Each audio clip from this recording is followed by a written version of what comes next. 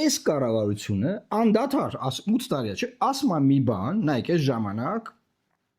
կառավարության մեջ քաղաքականությունը մշակելիս ես նույնպես արտաքին քաղաքական մասով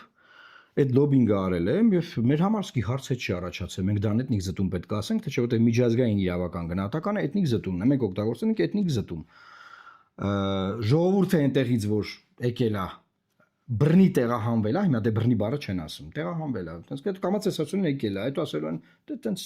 իրանց համար զրուցելով եկել են։ Տես կամաց տենց Փաշինյանը դա տենց անելու։ Հա, արձանագրվող փախստական են, այդ մարտիկ փախստականներ են, բան։ Եվ այսինքն է 24 թվին է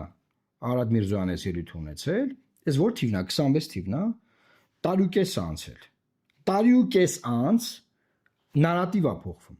Նայեք, այս իշխանությունը անդադար մի հատ բան ասել, հետո այդ բանը փոխել է։ Անդադար Սևրի պայմանագրի հարցն է բարձրացրել, հետո ասում են ինչ Սևրի պայմանագիր, ինչ պատմական արդարություն, ինչ չգիտեմ ինչ։ Ապուշություն ա եղել Սևրի պայմանագրից խոսալ, ասեմ ես ձեզ։ Իշխանության տեսանկյունով, իշխանություն անունից, իշխանության համար ապուշություն ա եղել։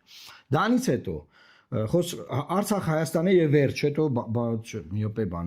Այսինքն անդադար այս նարատիվները փոխվել են, հիմա ես մի բան եմ ասում։ Ով ունի երաշխիք, որ այսօրս փակցնում են Հայաստանի Հանրապետության քարտեզը, ինչ որ պայի չեն գալու, տարուկեսից 2 տարուց եթե ընտրվեն, չեն գալու ասեն այս քարտեզը էլ արդիական չի մի կպցրեք, սա կոնֆլիկտ է առաջացնում, որովհետև Ադրբեջանը գտնվում է Սյունիքի Հայաստանի մեջ։ Կոնֆլիկտ առաջացնող տեսարանը այս նկարը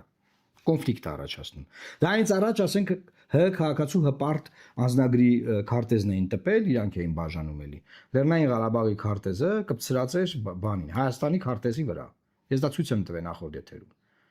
Հիմա այս մեկն են ցույց տալիս։